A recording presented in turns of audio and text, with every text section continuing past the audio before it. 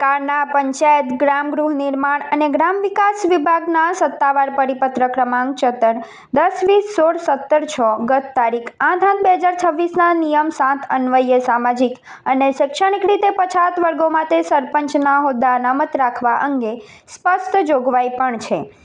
ગુજરાત પંચાયત અધિનિયમની કલમ 51ની પેટા કલમ 2 મુજબ તાલુકાની કુલ ગ્રામ પંચાયતોના 10% સરપંચના હોદ્દા આ વર્ગ માટે અનામત રાખવાના થાય છે.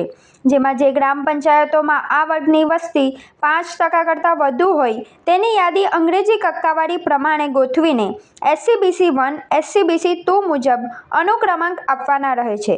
સુકલતીર્થના સ્થાનિક રજૂઆતકર્તાઓના જણાવ્યા અનુસાર સુકલતીર્થ ગામમાં SC/BC બક્ષીપંચ વર્ગની વસ્તી આદિજાતિ વર્ગ કરતાં બહુમતીમાં હોવા છતાં વર્ષોથી આ પંચાયતમાં સરપંચ પદ માટે આ વર્ગને યોગ્ય પ્રતિનિધિત્વ મળ્યું નથી. રોટેશન પદ્ધતિની ખામીના કારણે સ્થાનિક નાગરિકો પોતાના બંધારણીય અને લોકશાહી હકથી વંચિત રહી ગયા હોવાની લોકલાગણી ઊભી થઈ છે. આ બાબતે ગ્રામજનો દ્વારા ભરૂચ જિલ્લા કલેક્ટર, જિલ્લા વિકાસ અધિકાર અને વિકાસ કમિશનર, ચૂંટણી પંચ વગેરેને લેખિત પત્ર પાઠવીને માંગ કરવામાં આવી છે કે આગામી ગ્રામ પંચાયતની ચૂંટણીઓ પૂર્વે વસ્તીના ધોરણે અને સરકારના પરિપત્ર મુજબ અંગ્રેજી કક્કાવારીના નિયમોનું ચુસ્ત પાલન કરી સુકલતીર્થ ગ્રામ પંચાયતમાં સામાજિક અને શૈક્ષણિક રીતે પછાત વર્ગ SC/BC માટે સરપંચ પદની બેઠક અનામત ફાળવવામાં આવે, જેથી સામાજિક શૈક્ષણિક પછાત વર્ગના નાગરિકોને યોગ્ય ન્યાય અને ગામનું નેતૃત્વ કરવાની તક મળી શકે. રજૂઆત સંદર્ભે નાગરિકોએ 1924થી આજ દિન સુધી કયા સરપંચોએ કઈ બેઠક અનામત બેઠક ઉપરથી ચૂંટણીમાં જીત મેળવી અને કેટલા સમય સુધી ગામનું સરપંચ પદ નિભાવ્યું તેની પણ વિગતો રજૂ કરી છે. જેમાં એક પણ વખત સામાજિક શૈક્ષણિક પછાત વર્ગની અનામત બેઠક ફાળવાયેલ નથી હોવાની ચોંકાવનારી રજૂઆત કરી છે. ઘણા સમયથી રજૂઆત કરવા છતાં પણ એક પણ કચેરી તરફથી પ્રત્યુત્તર મળ્યો નથી તેમ જણાવાયું છે.